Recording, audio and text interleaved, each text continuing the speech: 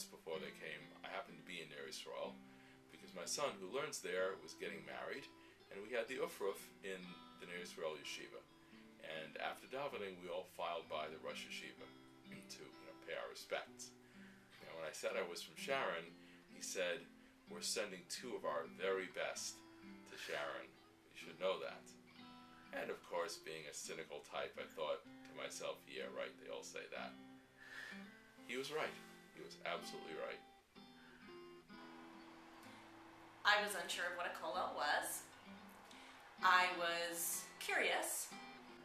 My initial reaction was that I thought, uh-oh, here's another fundraising type of deal, and some other folks who want to get in on the development world of Sharon money.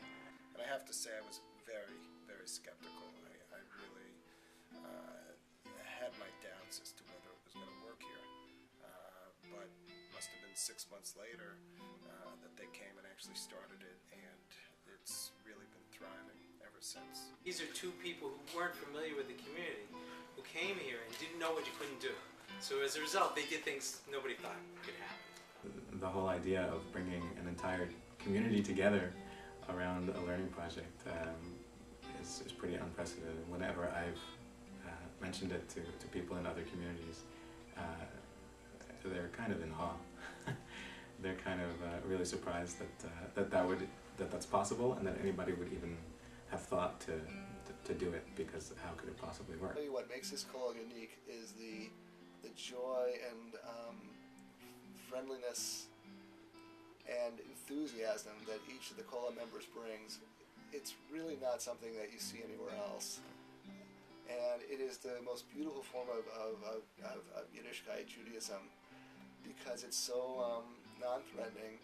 It's so full of love that I think that it's really had an effect. It has an effect on all of us.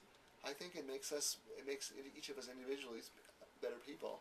I think it makes us better family people. And I think that it strengthens us both as a community and all the way down to the family level. And I'm just very, very thankful to God that the kollel exists. I can't believe what they've accomplished in such a short time. I mean, I've lived here, with the exception of, brief periods of my life, for 40-something years. I mean, they've accomplished more in the past few years. It's unbelievable what the people have brought together, and the relationships and the connections. I mean, they know more people than I do. How did that happen? My introduction to the kollel was on a walk home from Shul one Shabbos, and I stopped by my friend Rubo's house. He's on the way home, and there were these two guys, look like they're from out of town. A little bit, young guy. Then I read a newspaper article about Rabbi Wiener, and he looked way too young. And it also said that he was giving classes. I heard there was a wonderful teacher teaching a Parsha class, very close by. Thankful for that, and showed up. And Rabbi Wiener, who was teaching the class, just was so insightful, and just starting from the first night, just thankful to have a teacher who was so thoughtful, with such meaningful insight on the Parsha, that worked into the schedule of someone with a couple little ones. No one can really explain the kollel. You have to be there. You have to feel the kollel. I mean, there's no words that can describe what Moshe and Yitzi and their wives bring.